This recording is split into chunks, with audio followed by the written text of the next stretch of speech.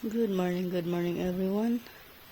Maaga gigising ang baby for today's video. First day niya sa daycare. Wake up. Good morning.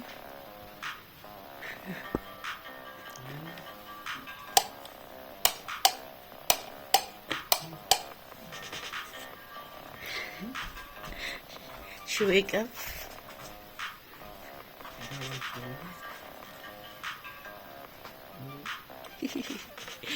Kiki. Wake up na anak. The first day of daycare. Good luck. And to the teacher. Tara na. Cheese. Say cheese. Nicole. Walking. Ganda ng mga dahon. Yan, on the way na kami papunta on the way to daycare center.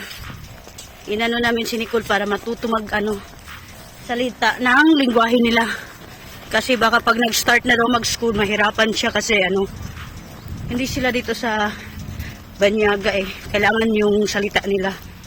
Hindi nila kinakausap pag nag-i-English ka dito. So, kailangan yung salita nila. So, ito na yung mag-ama. Dobry din. Dobry utra, Nicole. Where are you going? You need to go to school?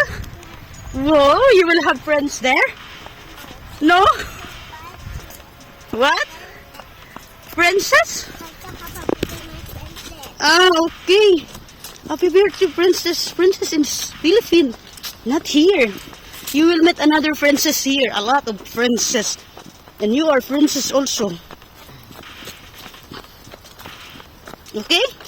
So, see you after 5 hours. Ito yung way to school ni baby Nicole. Not school, but daycare center. Kasi, Daddy, why we need to bring Nicole and daycare center at early age? 3 years old will start at 12. But for her to go to school, she need to learn the language. Your language here. Playing with the kids, she will learn faster the language because at 8 or 6 or 7 she will go to school and she must talk to Russian language. And people don't talk to you if you don't know how to speak Russian here. Not about this one. Because in the school, how the teacher will talk to her. We have students around 30 people. How she will talk, how she will learn in the So, school. communication. Yeah. See, you must know how to communicate people around you. And also Mama soon. Mama will go daycare center. Mama also need to bring to daycare center. Always with Mama together to learn how to talk. Because after Mama need make exam. Woo! My goodness. The scary part, the exam. Ito yung first day of daycare center. Agad, nagugo. Bleeding? Not too much. But they will thinking At Papa ito na nga, Mama finds the Papa. sa kalagitaan ng aming paglalakad. Tsereng! In the middle of walking. Nicole? Maybe somebody will think Papa will punch Mama. And then is the lead. Karga is the key. Kaya ito yung ayaw ko, basta malayong lakaran, nagpapakarga si Nicole. Dumugo yung sugat ko sa lips. Yun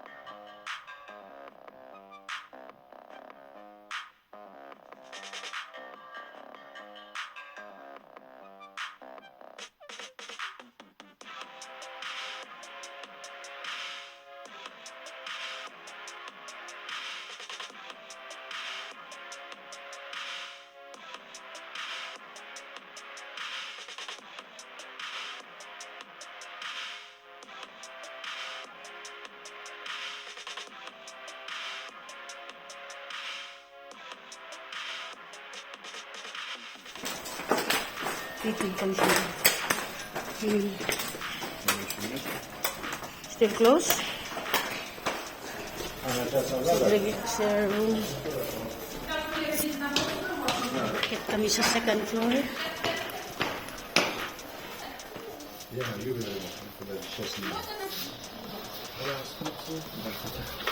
Nicole. Nakagot.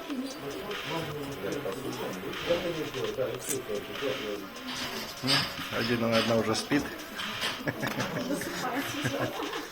Все. Скажи привет, привет. А? Да, Ниш, она общительная, она с детьми сейчас быстро пойдет.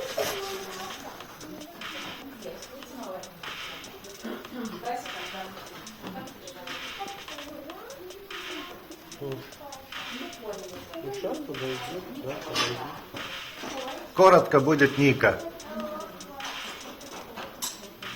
Ладно, мы тогда пошли. 10 часов жена. Ayan, nababa na namin si Nico. What? Ah, okay. It's like in the house. Yeah, and coming time you will press here. Where? Ah, it will automatic And open. security will be open door. Ah, okay. Ayan. Yay! We endorse, Daddy! Ayun na sa school si Nicole. So, from, ano lang siya, 8 to 10 for 3 days. Then after that, for adjustment daw. So, mamaya, sunduin ko siya. Para, ano, then, the next 2 days, baka ibang schedule na naman siya hanggang 12.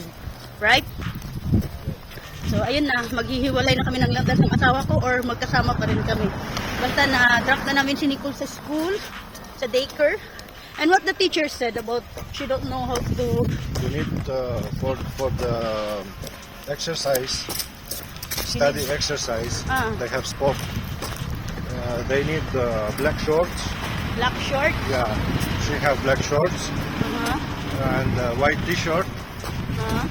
Just white t-shirt. Yeah, and slipper. The white one, like ballerina. Yes, like this. I Not see. slippery one. You need to buy like this. Okay. And tomorrow we need to bring her exchange dress. So this one walking time she will wear outside, and inside the school she will wear the changeable one. Another leggings, What? t-shirt. Where you put her closet? There The is, third one green. and there is name there, letter N or no? I don't know what name. They have yellow color sunflower. Sunflower. Okay.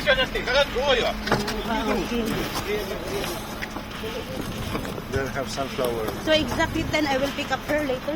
10 o'clock, yeah, you come. Okay. 10:30, no problem. You can come. Ah, here. okay.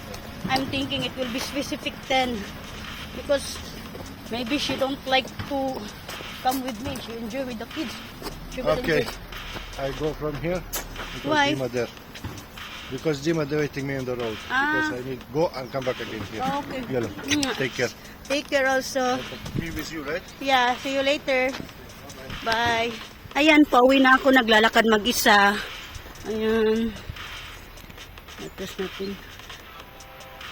Ayan. So, mamaya-maya around 10, 10:30, pwede sunduin ko na si Nicole. Ganda ng mga dahon, no? Colorful. O, see? May orange, brown, yellow. Kasi, ano na, malapit na mag-winter, guys. Ang ganda, di ba? So, autumn time. So, ayan. Lalakad pa uwi. So, see you later. Mag-video ulit ako pag papunta na ako para sunduin si Nicole later. Ayan, habang wala si Nicole, naglilinis ako. Ayan. Tapos maya-maya mamap. Papunta na ako. Sunduin ko na si Nicole. Dala ko yung scooter niya para hindi ako magkarga. Ang sabi is 10 o'clock sunduin. Pero sabi naman ng asawa ko, pwede daw sunduin ng 10:30. Ang iniisip ko ngayon is, kung sasama si kulit sa akin si Nika. But baka kasi hindi sasama si baby dahil nag-enjoy sa mga bata. Alam mo na yun. So, hopefully, walang, iyak-iyak. So, andito na ako at sunduin ko na siya. Papasok na ako sa school. Oh, tara na, let's go home. Ginulat na ako.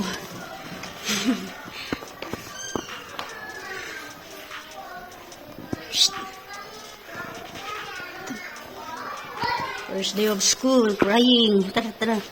Nagre-report siya. Tara na, let's go. May nire-report siya. What happened to you in school? It's okay, no need to cry. It's okay. It's normal if you say you fall down. You push. It's okay. No problem, no crying. Dinala ko yung scooter niya, so ayun. So, find your scooter. Where is Nicole's scooter? Where is Nicole's scooter? Huh? Where is Nicole? Where is Nicole? Oh, you know your scooter? Very good naman eh. Like that? Yes, so yeah. Okay, tara. Okay, let's go. Oo, slowly. Ayan. Umiiyak siya. First day of school, umiiyak. Siguro, di sila nagkaintindihan ng classmate niya at saka yung teacher. Kaya, iyak is the key. Yeah. Push ka. Ang saba ng kids. Push ka. Ayan na, lalabas na kami. At may bill na binibigay around 5,000. 5,000 monthly. Ayan, lalabas na kami. Ayan, ganda naman ng ano. So, that's all for today. Thank you for watching, everyone. First day of school. May paiyak moment dahil sa daw, pinush siya ng classmate niya or playmate. Playmate ba tawag niyan? Ayan, dito na kami. Enough crying, enough. Pauwi na, lakad na kami pauwi sa apartment. Umiiyak pa rin ang baby. Siguro hindi niya matanggap na may nag-push sa kanya. Ano ba, kundi adjustment. Kasi alam mo naman, walang kalaro. Kaya ayan, umiyak siya. Siguro may nang-away, pinush siya. Tapos, or maybe pinagsabihan ng teacher, hinila siya. Tapos nagalit siya. Ayaw niya. Sabi niya kasi si teacher daw eh. So, possible na pagalitan o napagsabihan ni teacher. Kasi mahirap din naman sila magkaintindihan, no? English at Russian, di talaga magkaintindihan. Kaya ang ending, umiyak si Inday. Nag-report. So, that's all for today. Say thank you for watching. Sige na. Hey, look at here. Thank you for watching. Wala sa buhay.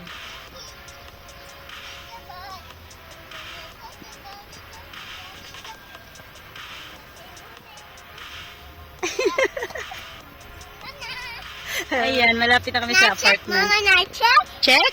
Nag-painting na lang si Manay, stress reliever. Yan yung stress reliever niya. Ayan. Mahilig mag-painting.